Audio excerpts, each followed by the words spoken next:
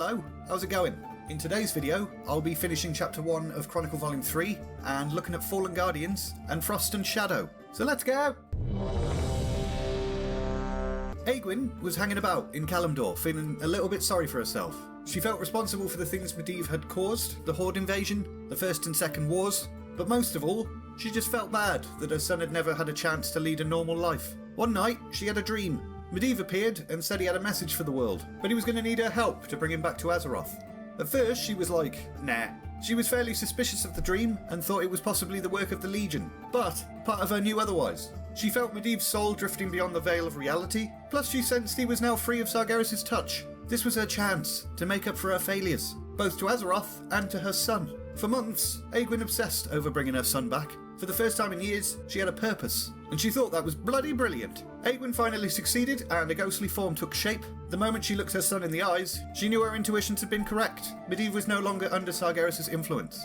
Aegwynn was quick to apologise for everything that had transpired, and Medivh was like, shut up. He knew they'd both been victims. He also knew now was not the time to dwell on the past. He informed Aegwynn of the things he'd witnessed, the Lich King, the Plague of Undeath, but mainly what the Legion was planning after this affliction had weakened the world. History was about to repeat itself.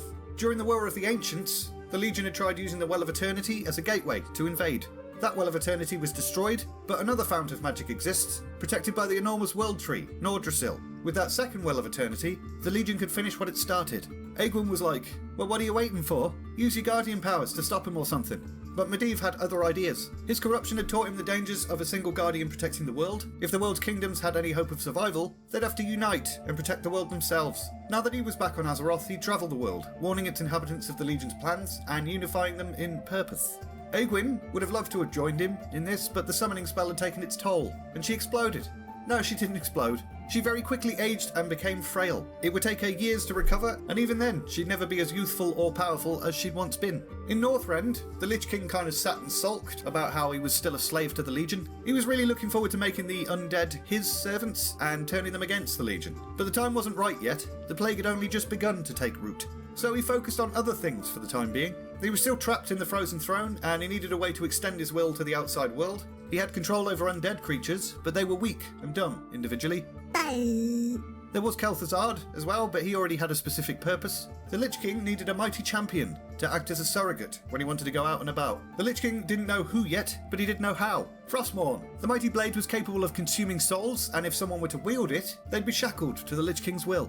Problem was, the Dreadlords would never allow the Lich King to create this servant on his own, so he needed to convince them that it was in fact in the Legion's best interest. He'd been observing the Dreadlords for quite some time and had figured out what they feared most: kill Jaden. If the plague failed, they'd be punished. A lot. He played on this, convincing the Dreadlords that the key to victory would be to create other mortal champions like Kel'Thuzad. Somehow, he even managed to make the Dreadlords themselves think arming a new champion with Frostmourne was their idea. Only Kel'Thuzad was privy to the Lich King's true intentions. He wasn't a big fan of the Legion either. With the Dreadlords' approval, the Lich King channeled his power within the Frozen Throne, and a chunk of ice containing Frostmourne broke away. The blade fell to the bottom of Icecrown Glacier, where it would lie in wait for its victim. All that remained was the Lich King to find him, and we're leaving it there! So that's the end of Chapter 1. Chapter 2 is called The Third War, which is the events of Warcraft 3. A lot of stuff happens, and it's pretty damn cool, so I'm excited to get into that in next Monday's video. If you enjoyed this video, you can give it the old thumbs up and subscribe if you're not already.